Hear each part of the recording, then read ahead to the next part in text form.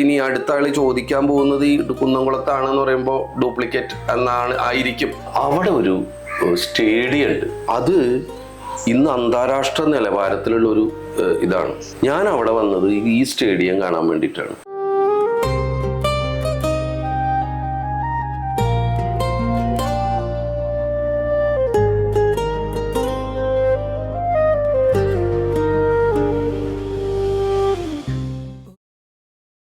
കുന്നംകുളത്തിൻ്റെ വിശേഷം എന്ന് പറഞ്ഞാൽ AC മൊയ്തീൻ്റെ വിശേഷങ്ങളാണ്. AC മൊയ്തീൻ്റെ വിശേഷങ്ങൾ എന്നാൽ കുന്നംകുളത്തിൻ്റെ വിശേഷങ്ങളാണ്. കഴിഞ്ഞ 10 വർഷമായി ഊണിലും ഉറക്കത്തിലും നടപ്പിലും ഇരിപ്പിലും ചിന്തയിലും സ്വപ്നങ്ങളിലും കുന്നംകുളത്തെ നടക്കുന്ന ഒരാൾ. മൊയ്തീൻക, ഈ നമ്മൾ കുന്നംകുളത്തെ പറ്റിയാണ് സംസാരിക്കുന്നത്. അപ്പോൾ എന്നെ സംബന്ധിച്ചിടത്തോളം ഞാൻ പലപ്പോഴും ചിന്തിച്ചിട്ടുള്ള ഒരു കാര്യമാണ് കുന്നംകുളം എന്ന് പറയുമ്പോൾ ഇപ്പം ഏറ്റവും സന്തോഷമുള്ള ഒരു കാര്യം. ഈ ഞങ്ങളൊക്കെ എഴുതുമ്പോൾ ഇവിടെ ഉണ്ടായിരുന്നവരാണ്. പഞ്ചായത്ത് കടവല്ലൂർ എന്ന് എഴുതും, സ്ഥലം വില്ലേജ് കരിക്കാട് എന്ന് എഴുതും, ജില്ല തൃശ്ശൂർ എന്ന് എഴുതും. ഇതൊക്കെ കണ്ടതാണ്. പക്ഷേ ഈ തലപ്പിള്ളി എന്നുള്ളത് എവിടെയും കണ്ടിട്ടില്ല. ചോദിച്ചു കഴിഞ്ഞാൽ അതങ്ങനെ ഒരു ഇതിലായിരുന്നല്ലോ. ചോദിച്ചു കഴിഞ്ഞാൽ ആരും പറഞ്ഞില്ല. ഞങ്ങളുടെ താലൂക്ക് തലപ്പിള്ളിയായിരുന്നു. പക്ഷെ അത് കുറേ ഒരു എന്താ പറയുക, ഞങ്ങളുടെയൊക്കെ ഒരു കുന്നംകുളത്തുകാരൻ്റെ സ്വപ്നം പോലെ ഇന്ന് ഞങ്ങൾക്ക് കുന്നംകുളത്ത് താലൂക്കുണ്ട്, താലൂക്കിന് കെട്ടിടം ഉണ്ട്. പക്ഷേ ഇതൊരു ദീർഘനാളത്തെ പ്രോസസ്സാണ്. 2016 അതിൻ്റെ ഒരു പ്രഖ്യാപനം വന്നതൊക്കെ. ഇതിൻ്റെ ഒരു പ്രോസസ്സ് എങ്ങനെയായിരുന്നു കുന്നംകുളം താലൂക്ക് എന്ന് പറയുമ്പോൾ? കുന്നംകുളം താലൂക്കിൻ്റെ സമരത്തിൻ്റെ ഒരു പഴയ ചിത്രം എൻ്റെ കയ്യിൽ ഒരു 50 വർഷം മുമ്പുള്ളത്. അന്നത്തെ MLA ഒക്കെ നടത്തിയത്. 2016 ഇടതുപക്ഷ ജനാധിപത്യ മുന്നണി ഗവൺമെൻറ് വന്നപ്പോൾ അതിൽ ക്യാബിനറ്റിൽ ഞാനുണ്ടായി. കേരളത്തിൻ്റെ മുഖ്യമന്ത്രി ഉൾപ്പെടെയുള്ളവർ പുതിയ 2 താലൂക്കുകൾ പ്രഖ്യാപിച്ചതിൽ ഒന്നാണ് കുന്നംകുളം. ഒന്ന് പയ്യന്നൂരും ഒന്ന് ഇവിടെയാണ്. അപ്പം അത് സ്വാഭാവികമായിട്ട് ജനങ്ങളുടെ ആവശ്യങ്ങൾ അംഗീകരിക്കുന്ന ഒരു ഗവൺമെൻറ് എന്നുള്ള നിലയ്ക്ക് 50 വർഷക്കാലമായി പരിഹാരം കാണാതിരുന്ന താലൂക്ക് എന്നുള്ള ഒരു ആശയത്തിന് അത് ജീവൻ നൽകിയത് പിണറായി സർക്കാരാണ്. അതിൻ്റെ ഭാഗമായി ഞാനുണ്ടായി. ആ പ്രവർത്തനം കഴിഞ്ഞ് 2018 അതിൻ്റെ മുഖ്യമന്ത്രി തന്നെ താലൂക്കിൻ്റെ പ്രവർത്തന ഉദ്ഘാടനം നടത്തി. ഇപ്പോൾ താലൂക്കിന് പുതിയ ആസ്ഥാന മന്ദിരമായി 55,000 സ്ക്വയർ ഫീറ്റിൽ 4 നിലയിൽ ലിഫ്റ്റും ആധുനിക സൗകര്യങ്ങളുള്ള 10ഓളം ഓഫീസുകൾക്ക് പ്രവർത്തിക്കാൻ കഴിയുന്ന സൗകര്യമുള്ള ഓഫീസായി. തലപ്പിള്ളി എന്നുള്ളത് ഒരു സ്ഥലനാമമല്ല, പക്ഷെ ഒരു രാജവംശം ഉണ്ടാകുന്ന കേട്ടിട്ടുണ്ട് ഞാൻ. തലപ്പിള്ളി ആസ്ഥാനം ഒരു പക്ഷെ കുന്നംകുളമാണ്. അതെ, ഒരു 1800കളിൽ കുന്നംകുളമായിരുന്നു എന്ന് കേട്ടിട്ടുണ്ട്. ആ ചരിത്രത്തിൽ അങ്ങനെ പറയുന്നു. അപ്പൊ തലപ്പിള്ളി പേരില്ലെങ്കിൽ ഒരു രാജസ്വരൂപം ഉണ്ടായിരുന്നു. അതിൻ്റെയൊക്കെ ഭാഗമായിട്ടാവാം പേര് വന്നിട്ടുണ്ടാവാം. ഇപ്പോൾ നമുക്ക് കുന്നംകുളത്തിന് തന്നെ ഒരു താലൂക്ക് ആസ്ഥാനം എന്നുള്ള നിലയ്ക്ക് വന്നു. അത് ജനങ്ങൾക്കേറെ ഉപകാരപ്രദമായ സേവനങ്ങൾ. അത് പുതിയൊരു കെട്ടിടമായി. ഈ താലൂക്ക് കെട്ടിടം അല്ലാതെ തന്നെ നമ്മൾ കുന്നംകുളത്ത് നോക്കുമ്പോൾ ഇപ്പോൾ ഒരു ജനങ്ങൾക്ക് വേണ്ടിയിട്ടുള്ളതാണ് ഈ കെട്ടിടങ്ങളൊക്കെ. അപ്പോൾ ജനങ്ങൾക്ക് ആക്സസബിൾ ആവുക, അല്ലെങ്കിൽ ജനങ്ങൾക്ക് അവിടെ പെട്ടെന്ന് പറ്റുക, അവിടെ കാര്യങ്ങൾ നടക്കുക എന്നുള്ള രീതിയിൽ ഒരുപാട്, ഇപ്പോൾ പോലീസ് സ്റ്റേഷൻ, അതുപോലെ തന്നെ ഒരുപാട് പഞ്ചായത്ത് കെട്ടിടങ്ങൾ, ഇങ്ങനെയൊക്കെ വലിയൊരു പദ്ധതി, അങ്ങനെ ഒരു ഇതും ഇവിടെ നടന്നിട്ടുണ്ടല്ലോ. ഇതിൻ്റെ ഒപ്പം തന്നെ താലൂക്ക് കെട്ടിടം പോലെ തന്നെ. തീർച്ചയായും ഇപ്പോൾ പോലീസ് സ്റ്റേഷൻ ഏറ്റവും ശോചനീയമായ സ്ഥിതി. പോലീസ് സ്റ്റേഷൻ എന്തിനാ കെട്ടിടം എന്നൊക്കെ ആളുകൾ ചോദിക്കാം. അവിടെയും ജോലി ചെയ്യുന്നവരും മറ്റാവശ്യങ്ങൾക്ക് വരുന്ന ബഹുജനങ്ങളാണ്. ആധുനിക കാലഘട്ടത്തിൽ ഒരു പോലീസ് സ്റ്റേഷൻ ജനസൗഹൃദപരമാവണം എന്നുള്ള കാഴ്ചപ്പാട് കേരളത്തിലെ ഗവൺമെൻറ്റിനുണ്ട്. MLA ഫണ്ടിൽ നിന്ന് ഒരുപക്ഷെ കേരളത്തിൽ ആദ്യമായി പണം കൊടുത്ത് ഒരു പോലീസ് സ്റ്റേഷൻ പണിത് കുന്നംകുളത്താണ്. മുഖ്യമന്ത്രിയാണ് അത് ഉദ്ഘാടനം ചെയ്തത്. ആധുനിക സൗകര്യങ്ങളെല്ലാം ഉണ്ട്. നിരീക്ഷണ ക്യാമറ ഉൾപ്പെടെയുള്ള എല്ലാ സൗകര്യത്തോടും കൂടിയാണ്. അതുമാത്രമല്ല, നമ്മുടെ റവന്യൂവിൽ തന്നെ വില്ലേജ് ഓഫീസുകൾ, ഒരുപാട് വില്ലേജ് ഓഫീസുകൾക്ക് പുതിയ കെട്ടിടമായി. അതുപോലെ തന്നെ 2 രജിസ്റ്റർ ഓഫീസുകളും മറ്റേ ട്രഷറിക്കും പുതിയ കെട്ടിടമായി. ഇതൊക്കെ ഈ സർക്കാരിന്റെ കാലത്ത് വന്നതാണ്. മറ്റ് നിരവധി സ്ഥാപനങ്ങൾക്കുള്ള കെട്ടിടങ്ങളുണ്ട്. എൻ്റെ പഞ്ചായത്ത് അടക്കം നിരവധി പഞ്ചായത്തുകൾക്ക്, ഞാൻ കടവല്ലൂർ പഞ്ചായത്തിലാണ്, നിരവധി പഞ്ചായത്തുകൾക്ക് കുന്നംകുളം മണ്ഡലത്തിൽ പുതിയ കെട്ടിടം ആയിട്ട് ഉണ്ടല്ലോ. ഞാൻ തദ്ദേശ സ്വയംഭരണ സ്ഥാപനങ്ങളുടെ മന്ത്രിയായിരുന്നു. അപ്പോൾ കേരളത്തിലെ പഞ്ചായത്തുകളുടെ ഒരു പൊതു സ്വഭാവത്തെക്കുറിച്ച് നല്ല ധാരണയുണ്ട്. ഒരുപക്ഷെ ഏറ്റവും കൂടുതൽ സേവനത്തിന് ആളുകൾ സമീപിക്കുന്നത് അധികാര വികേന്ദ്രീകരണത്തിന് ശേഷം തദ്ദേശ സ്വയംഭരണ സ്ഥാപനങ്ങളും. പക്ഷെ അവിടെയൊക്കെ പഴയ സൗകര്യങ്ങളും മറ്റു കാര്യങ്ങളുമാണ്. കമ്പ്യൂട്ടറൈസേഷനും മറ്റു കാര്യങ്ങളും ഡിജിറ്റൽ സേവനമൊക്കെ വന്നെങ്കിലും നാട്ടുകാർക്ക് ഇരിക്കാനും വന്ന് കാര്യങ്ങൾ അന്വേഷിക്കാനും ജീവനക്കാർക്ക് സൗകര്യപ്രദമായും പെരുമാറാനുള്ള കെട്ടിടങ്ങളില്ല എന്നുള്ള വലിയ അപര്യാപ്തതയാണ്. അതിൻ്റെ ഭാഗമായിട്ടാണ് ഇപ്പോൾ ഈ വർഷം തന്നെ 3 കെട്ടിടങ്ങൾ, ഒന്ന് മറ്റേ കടവല്ലൂർ പഞ്ചായത്തിൻ്റെ വളരെ മനോഹരമായ കെട്ടിടമാണെന്ന് എല്ലാവരും, അതുപോലെ തന്നെ എരുമപ്പെട്ടി പഞ്ചായത്തിൽ, വേലൂർ പഞ്ചായത്തിൽ, മറ്റു പഞ്ചായത്തുകൾക്ക് സമീപഭാവിയിൽ തന്നെ പുതിയ കെട്ടിടങ്ങളുണ്ടാവും. അത് ജനങ്ങൾക്ക് വന്ന് ജനങ്ങളുടെ ആവശ്യങ്ങൾ നിർവഹിച്ചു പോകാനുള്ള സൗകര്യമാണ്, ആഡംബരത്തിന് വേണ്ടിയല്ല. ഈ ജനസൗകര്യം എന്ന് പറഞ്ഞപ്പോഴാണ് ഇപ്പോൾ വി കെ ശ്രീരാമേട്ടൻ പറയുന്നുണ്ടായിരുന്നു, ഇതിന് കുറുക്കമ്പാറയ്ക്ക് ഇനി കുറുനരിപ്പാറ ആക്കണം എന്നൊക്കെ പറഞ്ഞ് മന്ത്രിക്ക് നിവേദനം കൊടുത്തതൊക്കെ നമ്മൾ കണ്ടതാണ്. ഞാൻ ചോദിക്കുന്നത്, ഒരു കാലത്ത് നമ്മൾ മൂക്കുപൊത്തിയിട്ടും ഒക്കെ ഒരു ഈ എല്ലാം കൊണ്ടുവന്നിടുന്ന ഒരു ട്രഞ്ച് ഗ്രൗണ്ട് പോലെയായിരുന്ന ഒരു സ്ഥലം ഒരു ഗ്രീൻ പാർക്ക് എന്ന് പറയുന്ന നമ്മുടെ ഒരു അഭിമാനത്തിൻ്റെ ഒരു ഇടമായിട്ട് കുറുക്കമ്പാറയെ മാറ്റുക. കുറുക്കമ്പാറയിൽ തന്നെയാണ് ഇപ്പം നമ്മുടെ താലൂക്കുള്ളത്. അങ്ങനെ ആ ഒരു കാഴ്ചപ്പാട് എന്തായിരുന്നു? അതിൽ ഒരുപാട് പ്രവർത്തനങ്ങളും വേണ്ടി വരുമല്ലോ. ഇതിങ്ങനെ ഒരു സ്ഥലത്ത് ഇങ്ങനെ അതിനുശേഷമാണ് പലയിടത്തും നമ്മുടെ അറിവിൽ കാണുന്നത്, ഗുരുവായൂരൊക്കെ ഒരു മാറ്റം വന്ന് കാണുന്നത്.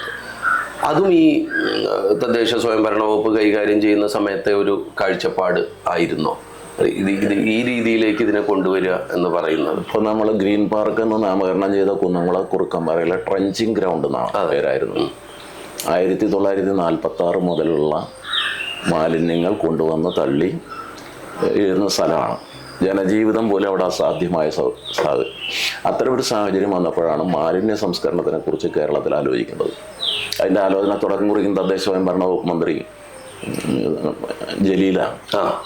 അദ്ദേഹത്തിൻ്റെ കാലത്ത് അതിൻ്റെ ആലോചനയുണ്ട്. കുന്നംകുളം മുനിസിപ്പൽ ചെയർമാനെ ഞാൻ ഈ സന്ദർഭത്തിൽ ഭരണസമിതി ഓർക്കുകയാണ്, സീതാരവീന്ദ്രൻ. അവരുടെയൊക്കെ താല്പര്യവും ഒരു പ്രത്യേക ഏജൻസിയെ, ERTC എന്ന് പറയുന്ന ഒരു ഏജൻസിയെ വെച്ചാണ് ഈ മാലിന്യ പ്രശ്നത്തിന് ശാശ്വതമായ പരിഹാരം കാണാൻ. അതിൽ വികേന്ദ്രീകരണ സംസ്കരണ രീതിയുണ്ട്, അതുപോലെ തന്നെ ഉറവിടത്തിൽ സംസ്കരിക്കുന്ന രീതിയുണ്ട്. ഇതൊന്നുമല്ലാതെ വരുന്ന ജൈവ മാലിന്യങ്ങൾ ശേഖരിച്ച് തരംതിരിക്കാനും ജൈവ മാലിന്യങ്ങളിൽ തന്നെ അഴുകുന്ന മാലിന്യങ്ങൾ വേർതിരിച്ച് വളമാക്കാനുള്ള പദ്ധതി ആരംഭിക്കുന്നത്.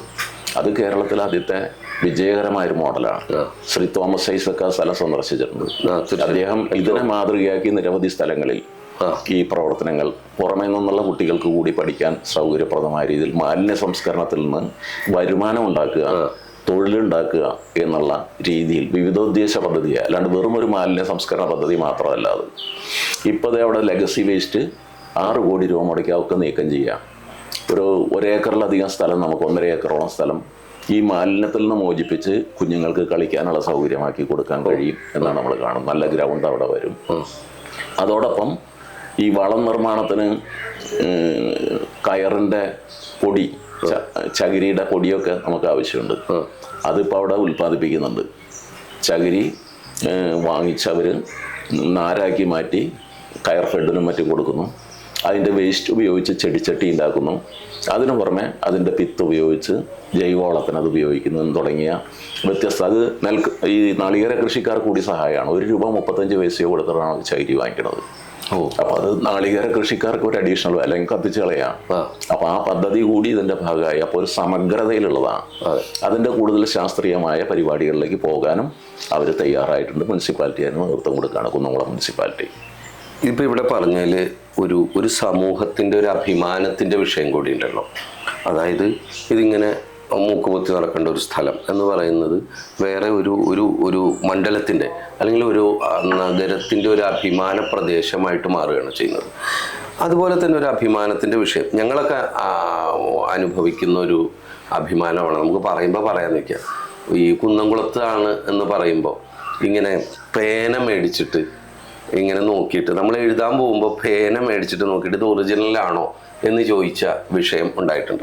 അപ്പോൾ ഈ അടുത്ത് എനിക്കുണ്ടായ ഒരു അനുഭവം എന്ന് പറയുന്നത്, ഞാൻ ഇങ്ങനെ ഒരു സ്ഥലത്തെത്തിയിട്ട് എഴുതാൻ നിൽക്കുന്ന സമയത്ത് ഇങ്ങനെ ചോദിച്ചപ്പോൾ ഇങ്ങനെ അപ്പോൾ എന്തോ കാരണവശാൽ സംസാരത്തിൽ ഇത് കുന്നംകുളമാണ് എന്ന് പറയേണ്ടി വന്നപ്പോൾ ഒരാൾ പാലക്കാരനൊറ്റയാണ്, അയാൾ എന്തോ പറയാൻ വന്നു. അപ്പം എനിക്ക് ഏകദേശം മനസ്സിലായി ഇനി അടുത്ത ആൾ ചോദിക്കാൻ പോകുന്നത് ഈ കുന്നംകുളത്താണെന്ന് പറയുമ്പോൾ ഡ്യൂപ്ലിക്കേറ്റ് ആയിരിക്കും എന്നുള്ളതാണ് നമ്മുടെയൊക്കെ മനസ്സിലുള്ള ഒരു ഇൻഹിബിഷനാണത്. അപ്പം ഈ സമയത്ത് ഇയാൾ എന്നോട് ചോദിച്ചത് അവിടെ ഒരു സ്റ്റേഡിയം ഉണ്ട്, കണ്ടിട്ടുണ്ടോ എന്ന് ചോദിച്ചു. ഞാൻ പറഞ്ഞു ഗേൾസ് ഹൈസ്കൂൾ അവിടെ കുന്നംകുളത്ത് സ്റ്റേഡിയം അല്ലേ, സീനിയർ ഗ്രൗണ്ട് അല്ലേ എന്ന് ചോദിച്ചു.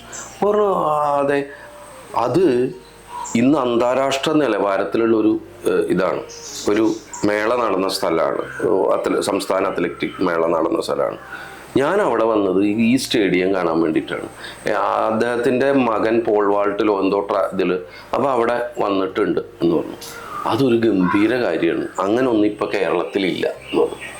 നമ്മുടെയൊക്കെ മനസ്സിൽ സീനിയർ ഗ്രൗണ്ട് ഉണ്ട്, എല്ലാ കുന്നംകുളത്തുകാരൻ്റെ മനസ്സിൽ. പക്ഷെ ഈ സീനിയർ ഗ്രൗണ്ട് ഇങ്ങനെ ഒരു സ്റ്റേഡിയം ആകുക എന്ന് പറയുന്നത് ഒരു സ്വപ്നമാണ്, പലരും കാണാത്തൊരു സ്വപ്നം. ഈ സ്വപ്നത്തിൻ്റെ പിന്നിൽ എന്തായിരുന്നു, എങ്ങനെയായിരുന്നു ഇതിൻ്റെ രൂപം? ഒന്ന് അതിൽ കേരളത്തിലെ ഗവൺമെൻറ് ഒരു നയം ഉണ്ടായിരുന്നു കായിക വികസനത്തിൻ്റെ കാര്യത്തിൽ. അത് ഗ്രൗണ്ടിൻ്റെ കാര്യത്തിൽ മാത്രമല്ല, കായിക പരിശീലനത്തിൽ, താരങ്ങളെ കണ്ടെത്തുന്നതിൽ, അവർക്ക് ആവശ്യമായ ട്രെയിനിങ് കൊടുക്കുന്നതിൽ, ഒളിമ്പിക്സിലേക്ക് തയ്യാറാക്കുന്നതിലൊക്കെ ഒരു നയമുണ്ടായിരുന്നു. അല്പനാൾ സ്പോർട്സ് വകുപ്പ് കൂടി കൈകാര്യം ചെയ്യാൻ എനിക്ക് അവസരം ഉണ്ടായിട്ടുണ്ട്. അപ്പോൾ ഇതിൻ്റെ ഭാഗമായി കേരളത്തിലെ ഒരു സ്പോർട്സ് മേഖലയിൽ നിക്ഷേപം ഉണ്ടാകണം. പുതിയത് കിഫ്ബി വഴി നിക്ഷേപം ഉണ്ടായി, സംസ്ഥാന പദ്ധതി വിഹിതത്തിൽ കൂടുതൽ സംഖ്യ വകയിരുത്തി. ഇപ്പോൾ ഗവൺമെൻറ് പഞ്ചായത്തിൽ മിനിമം ഒരു കളിസ്ഥലം, അത് വാർഡിലൊരു കളിസ്ഥലം എന്നുള്ള നിലയ്ക്കാണ്. ഒന്ന്, നമ്മുടെ കുട്ടികളൊക്കെ വീട്ടിൽ ഒതുങ്ങിക്കൂടുകയാണ്. സ്പോർട്സിന്, മറ്റ് കളികൾക്ക്, വ്യായാമത്തിനൊന്നും സൗകര്യമില്ലാത്ത ഒരു അന്തരീക്ഷം രൂപപ്പെട്ട് വരുന്നുണ്ട്. അത്തരം സാഹചര്യത്തിൽ പൊതു ഇടങ്ങൾ ഉണ്ടാവുക, പൊതു കളിസ്ഥലങ്ങൾ ഉണ്ടാവുക. അതോടൊപ്പം തെറ്റായ പ്രവണതയിലേക്ക് പോകുന്ന ആളുകളെ സ്പോർട്സ് ഒരു ലഹരിയായി, ആരോഗ്യത്തിനും സ്പോർട്സ് ആവശ്യമാണെന്നുള്ളൊരു സന്ദേശം പ്രചരിപ്പിച്ചുകൊണ്ടാണ് നമ്മൾ ഇത്തരം അടിസ്ഥാന സൗകര്യങ്ങൾ ഒരുക്കാൻ തുടങ്ങിയത്. അപ്പോൾ സീനിയർ ഗ്രൗണ്ട് ഇഷ്ടംപോലെ സൗകര്യമുണ്ട്. നല്ല പ്രദേശം, 10-12 ഏക്കർ സ്ഥലം സ്കൂളിൻ്റെയാണ്, ബോയ്സ് ഹൈസ്കൂളിൻ്റെ, ഗവൺമെൻറ് സ്കൂളിൻ്റെയാണ്. അത് പ്രയോജനപ്പെടുത്താമെന്നുള്ളൊരു ആലോചന വന്നു. കുന്നംകുളത്തെ മുനിസിപ്പാലിറ്റിയും സ്പോർട്സ് വകുപ്പും ഒക്കെ ചർച്ച ചെയ്തപ്പോൾ അവർ വന്ന സ്ഥലം പരിശോധിച്ചപ്പോൾ ഏറ്റവും അനുയോജ്യമാണെന്ന് കണ്ടു. അതിൻ്റെ ഭാഗമായി നടന്ന തുടർ പ്രവർത്തനങ്ങളാണ് സിന്തറ്റിക് ട്രാക്ക്, നാച്ചുറൽ ടർഫ് തുടങ്ങിയ കാര്യങ്ങൾ. അതിന് ഇൻഡോർ സ്റ്റേഡിയം സൗകര്യപ്രദമായി വന്നു. ഇവിടെ ഈ അടിസ്ഥാന സൗകര്യങ്ങൾ ഒരുക്കുന്നതോടൊപ്പം കേരളത്തിലെ 3ാമത്തെ സ്പോർട്സ് സ്കൂൾ കുന്നംകുളത്ത് വന്നു. ആകെ 3, ഒന്ന് കണ്ണൂരും GV രാജയും കഴിഞ്ഞാൽ പിന്നെ സ്പോർട്സ് ഡിവിഷൻ ഇവിടെയാണ്. അപ്പോൾ അതിനടിസ്ഥാന സൗകര്യങ്ങൾ ഉണ്ടാവണം. 170ഓളം കുട്ടികൾ ഇന്ന് അവിടെ താമസിച്ച് പഠിക്കുന്നുണ്ട്. അവരെ ഹോസ്റ്റൽ കെട്ടിടത്തിൻ്റെ പണി നടക്കുക. ഇപ്പോൾ മികച്ച സൗകര്യങ്ങളാണ് എന്നുള്ളത് കൊണ്ട് നിരവധി മത്സരങ്ങൾ ഇവിടെ വരുന്നു. അതെ അതെ. ആ നിരവധി മത്സരങ്ങൾ വരുമ്പോൾ കായിക താരങ്ങൾക്കുള്ള ഗുണം മാത്രമല്ല, കുന്നംകുളം പട്ടണത്തിന്റെ വികസനത്തിന് ഓട്ടോറിക്ഷക്കാർ, ഹോട്ടലുകാർ, ഭക്ഷണം നൽകുന്നവർ, വിവിധ തരത്തിലുള്ള ആളുകൾക്കൊക്കെ ധാരാളം വരുമാനം ഉണ്ടാക്കാൻ ഇത്തരം ഒരു സംവിധാനം കൊണ്ട് കഴിഞ്ഞു. അപ്പോൾ സ്പോർട്സ് ഒരു ഇൻഡസ്ട്രി എന്നുള്ള നിലയ്ക്ക് തന്നെ വികസിപ്പിച്ചെടുത്താൽ നമുക്ക് ഒരുപാട് സാധ്യതകൾ കുന്നംകുളം വികസനത്തിൻ്റെ കായിക മേഖലയിലെ വികസനം അതിൻ്റെ ഭാഗമായിട്ട് നടക്കും. ഇതൊരു ഗ്രൗണ്ടിൻ്റെ കാര്യം മാത്രമല്ല, ഇതിനാവശ്യമായ മറ്റ് മത്സരങ്ങൾ വന്നാൽ പരിശീലന ഗ്രൗണ്ട് തൊട്ടടുത്ത് ഒരുക്കിയിട്ടുണ്ട്. കാട്ടകമ്പാൽ പഞ്ചായത്തിലെ പഴഞ്ഞി സ്കൂൾ ഗ്രൗണ്ട് ഒരുങ്ങുകയാണ്. കടവല്ലൂരിൻ്റെ സ്കൂൾ ഗ്രൗണ്ട് ഉണ്ട്. വേലൂർ സ്കൂളിലെ ഗ്രൗണ്ട് 1 കോടി രൂപ മുടക്കി. എരുമപ്പെട്ടിയിൽ 2 കോടി രൂപ മുടക്കി. എരുമപ്പെട്ടിയിലെ പഞ്ചായത്ത് ഗ്രൗണ്ട് ഇപ്പോൾ വീണ്ടും 1 കോടി രൂപ മുടക്കി. പോർക്കുളത്ത് 60 ലക്ഷം രൂപ മുടക്കി. അപ്പോൾ സമാന്തരമായ സൗകര്യങ്ങൾ ഒരുക്കി സ്പോർട്സിൻ്റെ ഒരു സമഗ്രത. ഇപ്പം ഞാൻ സീനിയർ ഗ്രൗണ്ടിൽ നമുക്ക് ഉള്ള ആ സ്റ്റേഡിയത്തിൽ വേണ്ടത് രാത്രിയിൽ കൂടി മത്സരം നടത്താൻ കഴിയുന്ന സൗകര്യമാണ്. അതിന് ഫ്ലഡ് ലൈറ്റ് സൗകര്യം ഇപ്പോൾ ഈ വർഷം തന്നെയാവും. ഒരു നീന്തൽ കുളത്തിൻ്റെ പ്രപ്പോസലുണ്ട്. ഒരു ടോയ്ലറ്റ് കോംപ്ലക്സ് അതിപ്പോൾ വരും. പിന്നെ മഴയും വെയിലും കൊള്ളാതെ അവിടെ പവലിയനിലിരുന്ന് കാണാൻ വേണ്ടിയുള്ള സൗകര്യം, അതിനും 1 കോടിയോളം രൂപ ഈ വർഷം വകയിരുത്തി. അത് തുടർച്ചയാണ്. അപ്പോൾ ഇത് വീണ്ടും വികസിച്ച് വരികയും കൂടുതൽ മത്സരങ്ങളിലേക്ക് പോകും. കേരളത്തിലെ ഏറ്റവും നല്ല സ്റ്റേഡിയം എന്ന് പറഞ്ഞാൽ ഗുണനിലവാരമുള്ള സ്റ്റേഡിയം എന്നുള്ള നിലയ്ക്കാണ്. ഇതിനേക്കാൾ മികച്ച സ്റ്റേഡിയം ഇപ്പോൾ IM വിജയൻ്റെ പേരിൽ ആ സ്റ്റേഡിയം വരുമ്പോൾ തൃശ്ശൂരിന് അതിന് താല്പര്യം എടുത്ത ഒരാളാണ് ഞാനും സുനിൽകുമാർ. അതെ അതെ അതെ അതെ. അതിപ്പോൾ മനോഹരമായി ലാലൂർ എന്ന് പറഞ്ഞ ഒരു പ്രദേശം നമുക്ക് വളരെ വേദനയുണ്ടായിരുന്നു. നേരത്തെ നമ്മള് കൂർക്കമ്പാറയുടെ പറഞ്ഞ ഇപ്പം അത് മനോഹരമായ പ്രദേശമായി. ഒരുപക്ഷെ രാജ്യത്തെ ഏറ്റവും നല്ല മത്സരങ്ങൾ നടത്താൻ കഴിയുന്ന സ്റ്റേഡിയം. ഇത് കേരളത്തിലെ എല്ലാ സ്ഥലത്തും ഉണ്ട്. ഗവൺമെൻറ് കിഫ്ബി പദ്ധതി വഴി എല്ലാ ജില്ലാ കേന്ദ്രങ്ങളിലും ഒരു സ്പോർട്സ് കോംപ്ലക്സ് എന്നുള്ള ആശയം മിക്കവാറും നടപ്പാക്കിയിരുന്നു. ഞാൻ മന്ത്രിയായിരിക്കുമ്പോൾ തന്നെ ഈ നീലേശ്വരം, അതുപോലെ തന്നെ അടൂർ തുടങ്ങിയ സ്റ്റേഡിയങ്ങൾ, ആറ്റിങ്ങൽ ശ്രീപാദം ഓഡിറ്റോറിയം, അല്ല മറ്റേ സ്റ്റേഡിയം, ഇതൊക്കെ ആ സമയത്ത് തന്നെ പണി ഏകദേശം തീർക്കാൻ കഴിഞ്ഞ സൗകര്യങ്ങളുള്ളതാണ്. അപ്പോൾ ഒരു സമഗ്രതയിൽ കേരളത്തിലെ സ്പോർട്സിനെ കാണുകയും കുന്നംകുളത്ത് ആ സൗകര്യം ഫലപ്രദമായി വിനിയോഗിക്കുകയും ചെയ്തു എന്നുള്ളതാണ്. അതുപോലെ തന്നെയല്ലേ ഇപ്പോൾ ഈ ഡഫ് സ്കൂളിൻ്റെ ഒക്കെ അവിടെയും ഒരു ടർഫ് ഉണ്ടല്ലോ അല്ലേ? അതെ അതവിടെ പൂർവ്വ വിദ്യാർത്ഥികളും മറ്റുള്ളവരും ഒക്കെ ചേർന്നാണ് കുഞ്ഞുങ്ങൾക്ക് അവരുടെ സൗകര്യത്തിന് പ്രയോജനപ്പെടാൻ കഴിയുന്ന ഒരു ടർഫ് അവിടെ ഉണ്ട്. ഇനിയിപ്പോൾ ഇവിടെ ഇപ്പോൾ ഈ സ്റ്റേഡിയവുമായിട്ട് ബന്ധപ്പെട്ടിട്ട് ഇനിയും കൂടുതൽ ഇൻഫ്രാസ്ട്രക്ചറുകളോ പുതിയ ഇതോ കൊണ്ടുവരേണ്ടത് അനുഭവിക്കുന്നത് ഒന്ന് താമസ സൗകര്യമാണ് വരുന്നവരുടെ. അതൊരു പ്രധാനം. നമ്മുടെ കുന്നംകുളത്തെ ലോഡ്ജിൽ സ്വകാര്യ നിക്ഷേപം വരണം എന്നാണ് എൻ്റെ ആഗ്രഹം. കാരണം ഇവിടെ വരുന്നവർക്ക്, മത്സരത്തിന് വരുന്നവർക്ക് നല്ല ഫെസിലിറ്റി, താമസ സൗകര്യം കൊടുക്കാൻ കഴിയുന്ന ഒരുപാട് സൗകര്യങ്ങളുണ്ട്. പക്ഷെ നമ്മൾ അതിലേക്ക് എത്തിയിട്ടില്ല.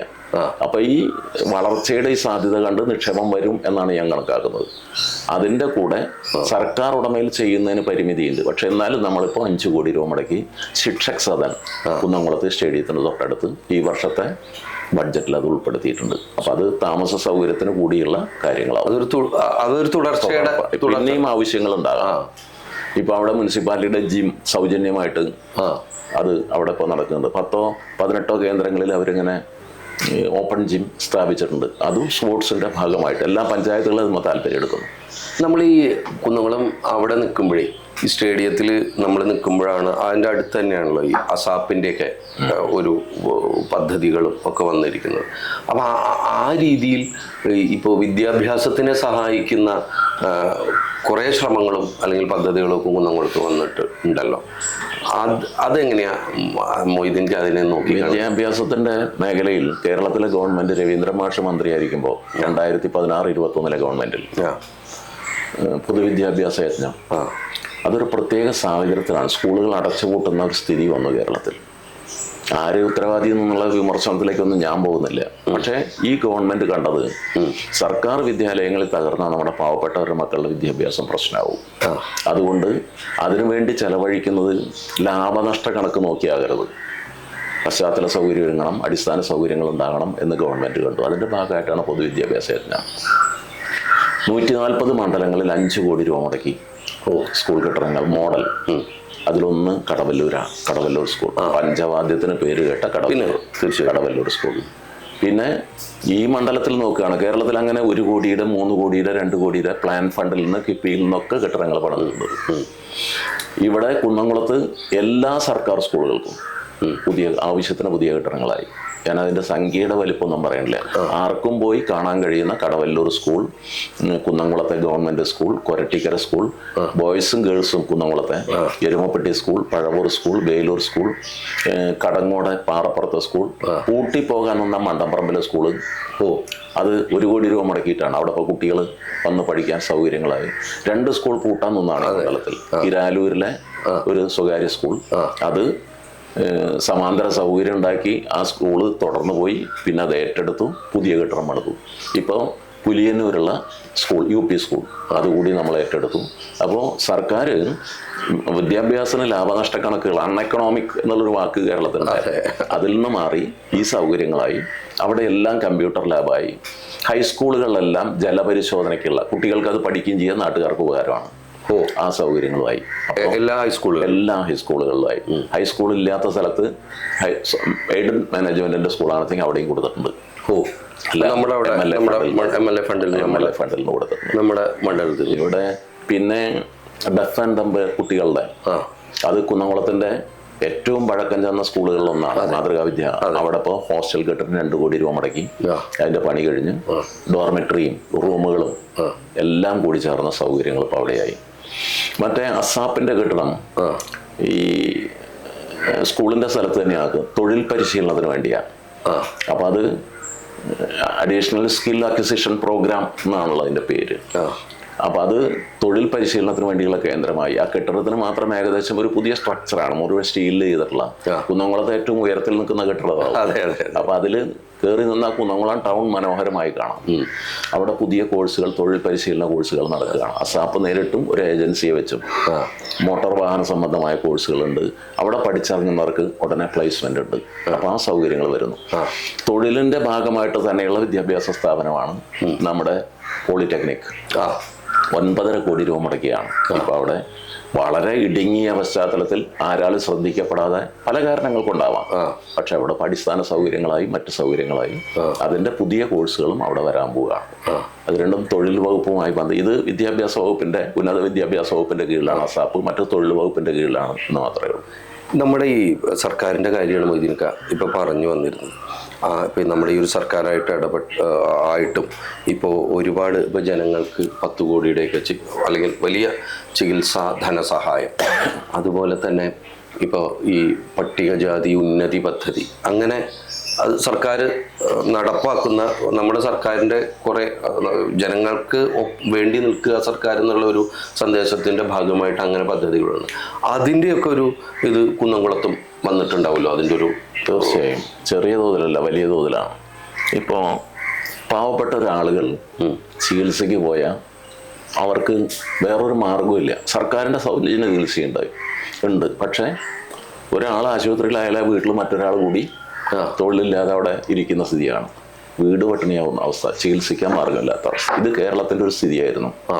അവിടെയാണ് മുഖ്യമന്ത്രിയുടെ ദുരിതാശ്വാസ നിധി ഫലപ്രദമായി വിനിയോഗിക്കാൻ ഇത്തരം ആളുകളുടെ ചികിത്സയ്ക്ക് ആവശ്യമായി വരുന്ന സംഖ്യയിലെ ഗണ്യമായൊരു ഭാഗം, മുഴുവനല്ല, സർക്കാർ ആശുപത്രിയിലെ മരുന്നൊക്കെ വാങ്ങിക്കണം. മറ്റ് സർക്കാർ സംവിധാനത്തിന് പുറമെ ഇതിന് തുടർ ചികിത്സ ആവശ്യമുണ്ടെങ്കിൽ, ആശുപത്രി ഡിസ്ചാർജ് ചെയ്ത് തുടർ ചികിത്സയൊക്കെ ആവശ്യമുണ്ടെങ്കിൽ അതിന് അപേക്ഷ നൽകിയാൽ മുഖ്യമന്ത്രിയുടെ മുൻകാലത്ത് അത് 200, 500, 1000 കിട്ടിയിരുന്നത് 3 ലക്ഷം രൂപ വരെയാണ് ഇപ്പോൾ കൊടുക്കുന്നത്. പ്രത്യേക കേസ് ഉണ്ട് വെച്ചാൽ ക്യാബിനറ്റ് പരിശോധിച്ച് അതിനേക്കാൾ കൂടുതൽ കൊടുക്കും. നമ്മുടെ മണ്ഡലത്തിൽ ഈ ഇനത്തിൽ മാത്രം 10 വർഷം കൊണ്ട് 10.5 കോടി രൂപ ആ ഇനത്തിൽ കിട്ടിയിട്ടുണ്ട്. വിവിധയാൾ 4500 അപേക്ഷകളാണ് ഉണ്ടായിരുന്നത്. അപേക്ഷ വന്നാൽ അതിനൊരു ഉപേക്ഷയും കൂടാതെ ഒരു താമസവും ഇല്ല, അതിനൊരു പബ്ലിസിറ്റി ഇല്ല. കാരണം ഇത് നേരെ മുഖ്യമന്ത്രിക്ക് കൊടുത്താൽ മുഖ്യമന്ത്രി അപ്പം തന്നെ അത് ഒരു കമ്പ്യൂട്ടർ സംവിധാനം വഴി വില്ലേജ് ഓഫീസർ റിപ്പോർട്ട് വായിച്ച് പിറ്റത്തെ ആഴ്ച അനുമതിയാവുകയാണ്. അപ്പം അത് കൊട്ടി കൊഴിച്ച് ഞാനാ തന്നതെന്നും പറഞ്ഞു നടക്കേണ്ട കാര്യമില്ല. ഈ പാവപ്പെട്ട ആളുകൾക്ക് അത് കൃത്യമായി അവരുടെ ബാങ്ക് അക്കൗണ്ടിലേക്ക് വരും. പട്ടികജാതി വകുപ്പിൻ്റെയും ഇങ്ങനെ ചികിത്സാ പദ്ധതിയുണ്ട്. ഏകദേശം 1 കോടിയോളം രൂപ ആ ഇനത്തിൽ നമ്മൾ നൽകിയിട്ടുണ്ട്. അടിസ്ഥാന ജനവിഭാഗങ്ങളായ പട്ടികജാതി വിഭാഗത്തിന്റെ ജീവിതത്തിൽ മാറ്റം വരുത്താൻ പ്രധാനമായി സർക്കാർ ഉദ്ദേശിക്കുന്നത് അവരുടെ വിദ്യാഭ്യാസത്തിൽ ഊന്നുക. അതിൻ്റെ ഒരുപാട് പദ്ധതികളുണ്ട്. അത് അവരുടെ ഉന്നത വിദ്യാഭ്യാസത്തിന്, അതിപ്പോൾ വിദേശത്ത് പഠിക്കാൻ ഉൾപ്പെടെയുള്ള സഹായങ്ങൾ. അതിനു പുറമെ അവരുടെ ജീവിത പരിസരം, അത് ആ ജീവിത പരിസരത്തിന്റെ മെച്ചപ്പെടൽ എന്ന് പറഞ്ഞാൽ അവരുടെ ജീവിത നിലവാരത്തിന്റെ മെച്ചപ്പെടൽ കൂടിയാണ്. ബോധത്തിലും പുതിയ മാറ്റങ്ങളിലേക്ക് പോകാൻ അതുകൊണ്ട് കഴിയും. അതിനൊരു സമഗ്ര പദ്ധതിയായി തുടങ്ങിയതാണ് 2016 അംബേദ്കർ ഭവന പദ്ധതി എന്നത്. ഇപ്പോൾ നമ്മുടെ നിയോജക മണ്ഡലത്തിൽ 8 പട്ടികജാതി നഗറുകൾ അംബേദ്കർ നഗറുകളായി ചിലത് പണി പൂർത്തീകരിച്ചു. തിപ്പലശ്ശേരിയൊക്കെ പണി പൂർത്തീകരിച്ചാണ്. അവർക്കുള്ള കമ്മ്യൂണിറ്റി ഹാൾ, വീടുകളുടെ റിപ്പയറിങ്, പൊതുവഴി, മറ്റു കാര്യങ്ങൾ, കുടിവെള്ളം, ഈ അടിസ്ഥാന സൗകര്യങ്ങൾ ഒരുക്കുക. ഇവിടെ കണിയാമ്പാലിൽ നടക്കുന്നു. പുതുശ്ശേരി വളരെ മനോഹരമായ കാണാം. അപ്പം അങ്ങനെ 8 കോടി രൂപയുടെ പ്രവർത്തനങ്ങൾ പട്ടികജാതി പട്ടികവർഗ വിഭാഗത്തിന് അംബേദ്കർ കോളനികൾക്ക് മാത്രമായി നൽകിയിട്ടുണ്ട്. മറ്റ് വകുപ്പ് മുഖാന്തരവും തദ്ദേശ സ്വയംഭരണ സ്ഥാപനങ്ങളും അവരുടെ നിശ്ചിത സംഖ്യ ശതമാനം നീക്കിവെക്കണം. വലിയ നിക്ഷേപം ഇതിൻ്റെ ഭാഗമായി വന്നിട്ടുണ്ട്. അത് നമ്മുടെ ആ വിഭാഗത്തിൻ്റെ ജീവിത നിലവാരത്തിൽ ചെറിയ തോതിലെങ്കിലും മാറ്റം ഉണ്ടാക്കിയിട്ടുണ്ട്. സർക്കാരിൽ അവർക്ക് വിശ്വാസം വന്നിട്ടുണ്ട്. തീർച്ചയായിട്ടും.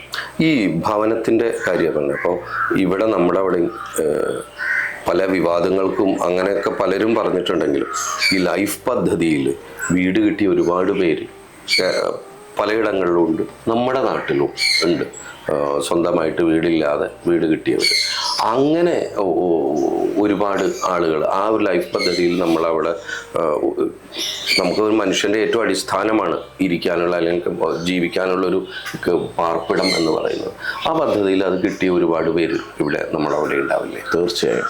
ഇവിടെ കേരളത്തിൻ്റെ പാവപ്പെട്ടവരെ പാർപ്പിട പ്രശ്നം വളരെ ഗൗരവപ്പെട്ടായിരുന്നു. ഗവൺമെൻറ് അതിൽ തെരഞ്ഞെടുപ്പിന് മുമ്പ് പറഞ്ഞു 5 ലക്ഷം വീടുകൾ നൽകും. ആ 5 ലക്ഷം വീടുകളിലെ ഉടമകളെ കണ്ടെത്താനുള്ള പരിശ്രമം നടന്നു. 3 സെൻറ്റെങ്കിലും 2 സെൻറ്റെങ്കിലൊക്കെ ഭൂമി ഉണ്ടാവണ്ടേ? അത്തരം ആളുകളെ തിരഞ്ഞെടുത്തു. 4 ലക്ഷം രൂപയാണ്. അതുവരെ കേരളത്തിലെ ഭവന പദ്ധതികൾ പലരും 1 ലക്ഷം രൂപയാണ്. ആ പദ്ധതി തിരഞ്ഞെടുത്ത് 4 ലക്ഷം രൂപയും അതിൻ്റെ കൂടെ തൊഴിലുറപ്പ് പദ്ധതിയുടെ 100 ദിവസത്തെ തൊഴിലും പിന്നെ ശുചിത്വ മിഷൻ്റെ ടോയ്ലറ്റ് ബ്ലോക്കിനുള്ള സൗകര്യം അതിൻ്റെ കൂടെ ഉണ്ടാവും. അത് സാമാന്യനെ 400-500 സ്ക്വയർ ഫീറ്റുള്ള ഒരു ചെറിയ കുടുംബത്തിന് താമസിക്കാനുള്ള വീടുണ്ടാക്കുക എന്നുള്ള സങ്കല്പമാണ് ഇതിൻ്റെ ഭാഗമായി ലൈഫ് പദ്ധതിയുടെ ഭാഗമായി വന്നത്. ലൈഫ് പദ്ധതി എന്ന് പറഞ്ഞാൽ വീടുണ്ടാക്കി കൊടുക്കൽ മാത്രമല്ല, അവരുടെ മറ്റടിസ്ഥാന സൗകര്യത്തിലാണ്. അതുകൂടി ചേർന്നാണ് അവരുടെ ലൈവ്ലിഹുഡ്, മറ്റു കാര്യങ്ങൾ അതിനെ ഉൾച്ചേർത്തുകൊണ്ടുള്ള ഒരു പദ്ധതിയാണ് ലൈഫ് എന്ന് പറയുന്നത്. അപ്പോൾ ആ പദ്ധതിയുടെ ഭാഗമായിട്ട് ഇവിടെ എല്ലാ പഞ്ചായത്തിലും കൂടി കുന്നംകുളം മുനിസിപ്പാലിറ്റിയിൽ മാത്രം 1700 വീട് കൊടുത്തിട്ടുണ്ട്. മുനിസിപ്പാലിറ്റിയിൽ മാത്രം. മറ്റെല്ലാ പഞ്ചായത്തിലും 250-നും 300-നും ഇടയ്ക്കൊക്കെ വീടുകളുണ്ട് ഈ നിയോജക മണ്ഡലത്തിൽ. ഇത് കേരളത്തിൻ്റെ ഒരു ചരിത്രമാണ്. 5,300,000 വീട് ഇപ്പോൾ തീർത്തു. ഈ മാർച്ച് കഴിയുമ്പോൾ അത് 6 ലക്ഷത്തിന് മുകളിലാവും. നിരവധി സ്ഥലത്ത് ഫ്ലാറ്റുകൾ, പഴയന്നൂരൊക്കെ ഞാനാണ് അതിൻ്റെ തറക്കല്ലിട്ടത്. ഇവിടെ നെടുങ്കണ്ടത്ത് 3 ടവറുകൾ ഫ്ലാറ്റിൻ്റെ, അത് തദ്ദേശ സ്വയംഭരണ വകുപ്പ് ഏറ്റെടുത്ത് ഇങ്ങനെ വീടിന് താമസം ഉള്ളവർക്ക് കൊടുക്കുകയാണ്. നിരവധി സ്ഥലത്ത് ഇനി ഫ്ലാറ്റിൻ്റെ ഭൂമിയുടെ ലഭ്യത കുറവുണ്ട്. ഇതിനു പുറമെയാണ് മത്സ്യ വകുപ്പിൻ്റെ, വികസന വകുപ്പിൻ്റെ ഭാഗമായിട്ടുള്ള പുനർഗേഹം പദ്ധതി തുടങ്ങിയ കാര്യങ്ങൾ. ഒരുപക്ഷെ ഇന്ത്യയിൽ ഇങ്ങനെ ഒരു ഭവന പദ്ധതി നടപ്പിലാക്കിയത് ഈ കേരളത്തിൽ മാത്രമാണ്. അതിൻ്റെ ഫലപ്രദമായ പ്രയോഗം കുന്നംകുളത്ത് എല്ലാ തദ്ദേശ സ്വയംഭരണ സ്ഥാപനങ്ങളും നിർവഹിച്ചിട്ടുണ്ട്. ആ ഗുണഭോക്താക്കൾക്കൊക്കെ സംതൃപ്തമായൊരു ജീവിതം ഉണ്ട് എന്നാണ് ഞാൻ കാണുന്നത്. നേരത്തെ ഇതിനൊക്കെ പറഞ്ഞതിൽ പറഞ്ഞു പോയൊരു കാര്യമാണ്, നമുക്കത് വളരെ പ്രസക്തമാണെന്ന് തോന്നുന്നു. ഇപ്പം കുറേ ഈ ഡയാലിസിസ് ചികിത്സാ ധനം ഉണ്ട് ആരോഗ്യ മേഖലയിൽ. അതുപോലെ തന്നെ നമുക്കിപ്പോൾ ഒരു വലിയൊരു എന്താ പറയുക താലൂക്ക് ആശുപത്രി വളരെ മികച്ച രീതിയിൽ വരികയാണ്. അപ്പോൾ നേരത്തെ പാർപ്പിടം പറഞ്ഞ പോലെ തന്നെ പ്രധാനമാണ് ആരോഗ്യം എന്ന് പറയുന്നത്. അതിന് വേണ്ടിയിട്ട് വലിയൊരു കരുതൽ സർക്കാർ എടുക്കുന്നുണ്ട്. അത് കുന്നംകുളത്തും കാണുന്നുണ്ടല്ലോ അതിൻ്റെ ഒരു. അപ്പോൾ അതിൽ ഇനിയും പദ്ധതികൾ ചെയ്യാനും ഉണ്ടാവും. അപ്പോൾ അത് എങ്ങനെയാണ് അതിൻ്റെ ഒരു ഇത് ആരോഗ്യ രംഗം? ആരോഗ്യ മേഖലയിൽ ഇതേ പ്രശ്നമാണ്. മരുന്നില്ല, ആശുപത്രിയിൽ ഡോക്ടർമാരില്ല, സ്വകാര്യ മേഖല ആശ്രയിക്കേണ്ട ഒരു സ്ഥിതി കേരളത്തിൽ. ഇത് പാവപ്പെട്ടവരെ ബാധിക്കും. അപ്പോഴാണ് സർക്കാർ പ്രഖ്യാപിച്ചത് ആർദ്ര മിഷൻ ആരോഗ്യ മേഖലയിൽ. അതിൻ്റെ ഭാഗമായിട്ടുള്ള വലിയ മാറ്റം ഷൈല ടീച്ചറുടെ കാലത്തും ഇപ്പോൾ ശ്രീമതി വീണ ജോർജിൻ്റെ കാലത്തും ഗവൺമെൻറ്റിൻ്റെ വലിയ ഇടപെടലാണ് വന്നത്. എല്ലാ PHCകളും വൈകുന്നേരം വരെ ഒരു ഡോക്ടറെ പഞ്ചായത്ത് കൂടി വെച്ച് അടിസ്ഥാന സൗകര്യം വേറെ ഒരുക്കി, ലാബുകളൊക്കെ പ്രാഥമിക ടെസ്റ്റിനൊക്കെയുള്ള ലാബുകൾ ഇപ്പം എല്ലാ ആശുപത്രികളിലായി. മുമ്പ് അത് സങ്കല്പിക്കാൻ പോലും കഴിയാതിരുന്നതാണ്. പ്രൈമറി ഹെൽത്ത് സെൻ്ററുകൾ, കമ്മ്യൂണിറ്റി ഹെൽത്ത് സെൻ്ററുകളിൽ ഏറ്റവും കൂടുതൽ സൗകര്യമായി 2 നമുക്കുള്ളത്. ഒന്ന് പഴഞ്ഞിയിലും ഒന്ന് എരുമപ്പെട്ടിയിലും. കെട്ടിടവും മറ്റു സൗകര്യങ്ങളും മറ്റ് അടിസ്ഥാന ചികിത്സാ സൗകര്യങ്ങളും അവിടെ ഒരുങ്ങി. അപ്പോൾ പ്രാഥമിക ചികിത്സ എന്ന് പറയുന്നത് പ്രൈമറി സെൻ്ററിലും തൊട്ട് മുകളിൽ കമ്മ്യൂണിറ്റി ഹെൽത്ത് സെൻ്ററും അതിനെ ഫലപ്രദമാക്കാൻ നമുക്ക് കഴിഞ്ഞിട്ടുണ്ട്. ആരോഗ്യ സംവിധാനത്തിലുള്ള ആശാവർക്കർമാരും ആരോഗ്യ പ്രവർത്തകരും, അതിൻ്റെ ഹെൽത്ത് ഇൻസ്പെക്ടർമാർ, തദ്ദേശ സ്വയംഭരണ സ്ഥാപനത്തിലെ ആരോഗ്യ ജീവനക്കാർ ഒക്കെ കൂടി ചേർന്ന് രോഗപ്രതിരോധ പ്രവർത്തനത്തിന് ഒരു പ്ലാൻ ഉണ്ടാക്കാനും അത് വിജയകരമായി നടപ്പിലാക്കാനും കേരളത്തിൽ നടന്നിട്ട് നമ്മുടെ മണ്ഡലത്തിൽ പ്രത്യേകിച്ച് നടന്നിട്ടുണ്ട്. ഇതിൻ്റെ ഒരു ഘട്ടത്തിലാണ് കേരളത്തിലെ താലൂക്ക് ആശുപത്രികൾ ഇന്നുള്ള അവസ്ഥയിൽ. ഈ താലൂക്ക് ആശുപത്രിയുടെ പ്രശ്നം എന്താണെന്ന് വെച്ച് കഴിഞ്ഞാൽ ഇത് മലപ്പുറത്തിൻ്റെയും പാലക്കാടിൻ്റെയും തൃശ്ശൂരിൻ്റെയും ഒക്കെ കൂടി അതിർത്തിയിലുള്ളതല്ല. ധാരാളം കേസുകൾ മറ്റു ജില്ലയിൽ നിന്ന് വരും. അപ്പോൾ അവിടെ കൂടുതൽ സൗകര്യങ്ങൾ കാണും. ആർദ്രം പദ്ധതിക്ക് മുമ്പ് തന്നെ നമ്മളവിടെ ഡയാലിസിസിന്റെ സൗകര്യത്തിന് വേണ്ടിയുള്ള തയ്യാറെടുപ്പ് നടത്തി ഔട്ട് പേഷ്യന്റ് വിഭാഗത്തിന് കൂടുതൽ സൗകര്യങ്ങളാക്കി. ഇപ്പോൾ പുതിയ കെട്ടിടം കിഫ്ബിയിൽ നിന്ന് വന്നു. അപ്പോൾ ഈ 96 കോടി രൂപ മുടക്കിയിട്ടാണ് അതിൻ്റെ പണി അവസാന ഘട്ടത്തിലാണ്. 4 ഓപ്പറേഷൻ തിയേറ്ററും ലിഫ്റ്റും മറ്റു സൗകര്യങ്ങളും ഒക്കെയുള്ള സ്പെഷ്യാലിറ്റി കേഡർമാരൊക്കെയുള്ള അല്ലെങ്കിൽ അതിനുള്ള ജീവനക്കാരൊക്കെയുള്ള ആശുപത്രിയായിട്ട് അത് മാറും. നമ്മുടെ ജില്ലയിലെ ഏറ്റവും വലിയ താലൂക്ക് ആശുപത്രി കെട്ടിടമാണ് അത്. അതിൻ്റെ മഹിമ കൊണ്ടല്ല, അതിൻ്റെ സേവനം കൊണ്ട് ആരോഗ്യ മേഖലയിൽ പുതിയ മാറ്റങ്ങൾ ഉണ്ടാക്കാൻ ഇതിപ്പോൾ അലോപ്പതിയാണ്. ഇത് ഹോമിയോവും ആയുർവേദവും ഇതേപോലെ നമ്മുടെ എല്ലാ സ്ഥലങ്ങളിലും മെച്ചപ്പെട്ട ചികിത്സ ഇവിടെ അപ്പോൾ ഇപ്പോൾ ഒരു പുതിയ ഇപ്പം മൊയ്തീനൊക്കെ പറഞ്ഞു ജില്ലയിലെ ഏറ്റവും വലിയ താലൂക്ക് ആശുപത്രി ആണ് നമുക്ക് വരുന്നതെന്ന് പറഞ്ഞു. അപ്പോൾ അവിടെ അതിനനുസരിച്ചുള്ള കുറേ സേവനങ്ങളും നമ്മളെപ്പോലുള്ള സാധാരണ ജനങ്ങൾക്ക് പ്രതീക്ഷിക്കാം. തീർച്ചയായും അവിടെ ചെയ്യുന്നത് അതാണ്. എന്നുവെച്ചാൽ സ്വകാര്യ ആശുപത്രികളിൽ പോയി അതിനൊരു സൗകര്യമില്ലാത്ത ആളുകൾക്ക് സർക്കാർ സംവിധാനത്തിലെ ചികിത്സാ സൗകര്യമില്ലായ്മ കൊണ്ട് അവർ മരണത്തിന് വിട്ടുകൊടുക്കുക അല്ലെങ്കിൽ രോഗത്തിന് വിട്ടുകൊടുക്കുക എന്നുള്ള സമീപനമല്ല. അപ്പോൾ ആ സൗകര്യങ്ങളൊക്കെ ഉണ്ടാവണം. മെഡിക്കൽ കോളേജിൽ ആ സൗകര്യങ്ങളൊക്കെ ആയി താലൂക്ക് ആശുപത്രികളിലേക്ക് അത് വരികയാണ്. തൃശ്ശൂർ ജില്ലാ ആശുപത്രിയിൽ ഹൃദയം മാറ്റിവെക്കൽ ശസ്ത്രക്രിയക്ക് വരെ തയ്യാറായി എന്ന് പറഞ്ഞ് കാർട്ടൂണിൽ നമുക്ക് സങ്കല്പിക്കാൻ കഴിയും. ഇല്ല. അപ്പോൾ ഡോക്ടർമാർക്ക് അതിനുള്ള ഫെസിലിറ്റി കൊടുത്താൽ, നല്ല ഡോക്ടർമാരുണ്ട്, അവർ സ്പെഷ്യലൈസ് ചെയ്തവരുണ്ട്, അവർക്ക് അടിസ്ഥാന സൗകര്യങ്ങൾ ഒരുക്കി കൊടുക്കുക, അത് ചെയ്യുകയാണ്. നമ്മുടെ താലൂക്ക് ആശുപത്രിയിലും ഞാൻ പറഞ്ഞല്ലോ 4 ഓപ്പറേഷൻ തിയേറ്ററും സ്പെഷ്യാലിറ്റി ഡോക്ടർമാരും മറ്റൊക്കെയുള്ള അതിൻ്റെ സേവനം സാധാരണക്കാർക്ക്, ഒരിടത്തരക്കാർക്ക് ലഭ്യമാകുന്നതായി സർക്കാർ സംവിധാനത്തെ പ്രയോജനപ്പെടുത്താൻ കുന്നംകുളത്തെ ആശുപത്രി ഉപകരിക്കും. കുന്നംകുളത്തുകാരന് എന്തെങ്കിലും ഒരു അപകടം വന്നു കഴിഞ്ഞാൽ ധൈര്യപൂർവ്വം ഒരു സമീപ ഭാവിയിൽ നമുക്കിവിടെ തീർച്ചയായിട്ടും താലൂക്ക് ആശുപത്രിയിലേക്ക് പോകാൻ പറ്റും എന്നുള്ളത് വലിയൊരു ഉറപ്പാണ് ആരോഗ്യത്തിന്. കാരണം നമുക്ക് ഇന്ന് ഏറ്റവും ചെലവ് വരുന്ന ഒന്നാണ് ഒരു ചികിത്സ അല്ലെങ്കിൽ ആരോഗ്യ മേഖല പറയുന്നത്. അത് വലിയൊരു ഉറപ്പാണ് മൊയ്തീൻക.